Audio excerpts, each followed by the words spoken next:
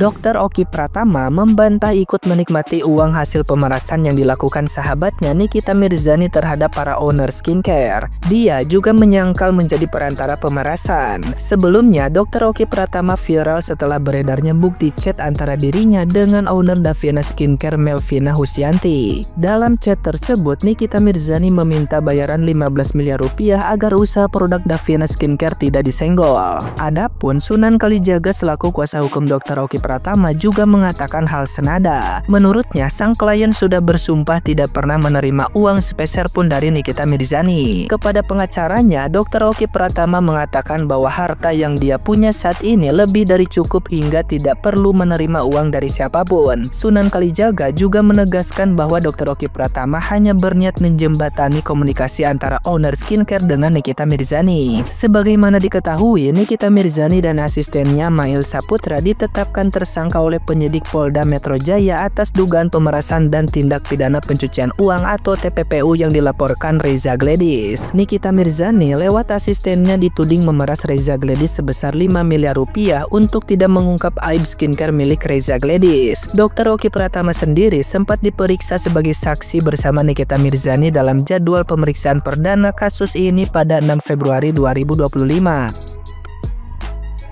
Nah, gimana nih menurut netizen yang terhormat? Silahkan berkomentar ya.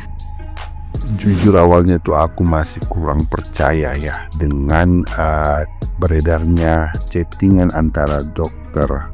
U dengan owner Davina, kemudian owner Davina dengan NM gitu ya.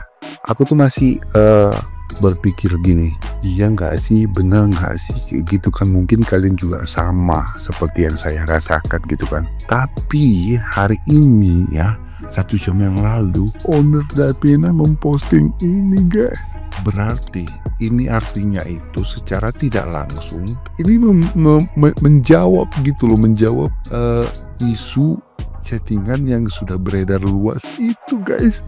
Kalian sendiri bisa baca di bagian atas. Ada apa dengan 15M? Jual aja Ferrarinya, cicil.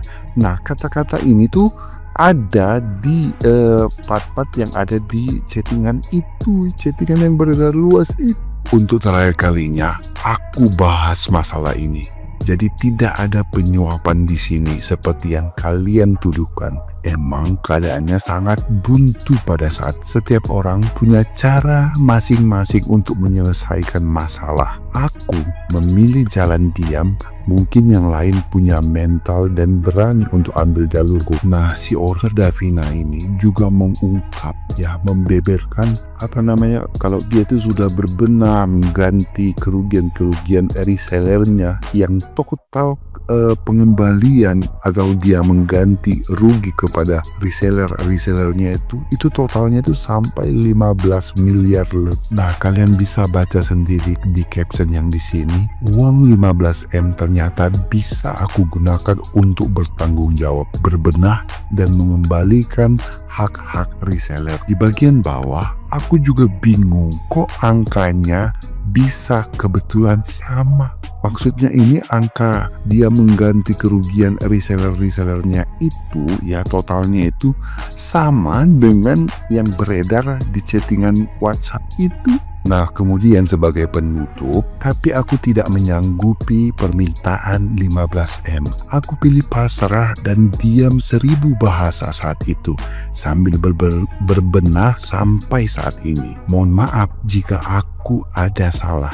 Kejadian kemarin benar-benar aku jadikan pelajaran hidup yang sangat berarti untuk menjadi pribadi yang lebih baik. Oh ya, satu lagi kelupaan. Owner Davina juga mengatakan, please untuk tidak menormalisasikan yang namanya kejahatan. Paham kalian semuanya? Karena ada yang ketar-ketir, resah, tidak bisa tidur, dan panik. Aku kan padahal baru mau nge-spill chatan yang lain. Padahal di video yang sebelumnya, saya hanya bertanya loh, ini WA siapa ke siapa? Kalian tahu nggak? Kemudian 15M itu sangatlah wow dan saya shock.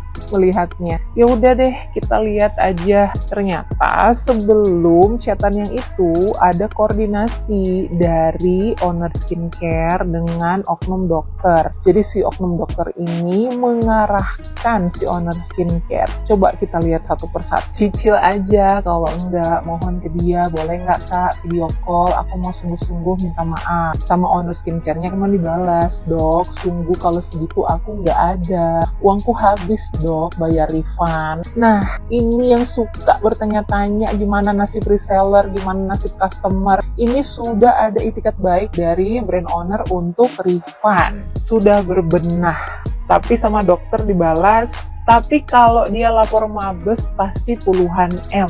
Wow, maksudnya ini gimana? Tolong diperjelas. Ini maksudnya kalau lapor mabes pasti puluhan M. Apakah Bapak polisi yang ada di mabes bisa konfirmasi? Ini maksudnya dari pihak kepolisian kah yang akan meminta kepada brand owner untuk memberikan sejumlah uang sampai puluhan M? Ini sebuah tuduhan kah kepada pihak kepolisian? Saya sih kurang setuju ya kalau misalnya si oknum dokter ini sampai memframing pihak kepolisian meminta uang kepada brand owner. Nggak bener ini, nggak beres ini. Terus ya si owner skincare nanya, lapor ke mabes kesalahanku apa dok? Iya dong, sama dokternya dibilang penipuan mas, cintaku, oh Tuhan panjang kali. Belum lagi kalau diadain tanda kutip, hayo. Maksudnya diadain ini apa? Itu termasuk pengancaman bukan sih guys? Itu diancam nggak sih? Ini diadain loh. Konsumen yang ngerasa muka hancur terus produknya overclaim. UU Perlindungan Konsumen. Nah loh, dipakai UU Perlindungan Konsumen sebagai bahan apa? Pengancaman? Itu apa nih? Menjual produk nggak ada izin edar. Si paketan Gold Series itu kan sudah dicabut izin edarnya.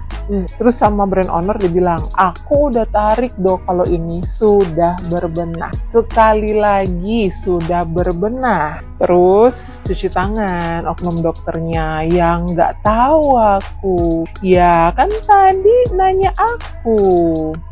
Dibilang si itu nggak mau dok, dia minta segitu. Aku nggak sanggup. Hanya sanggup 3M tapi dia nggak mau. Cuci tangan lagi.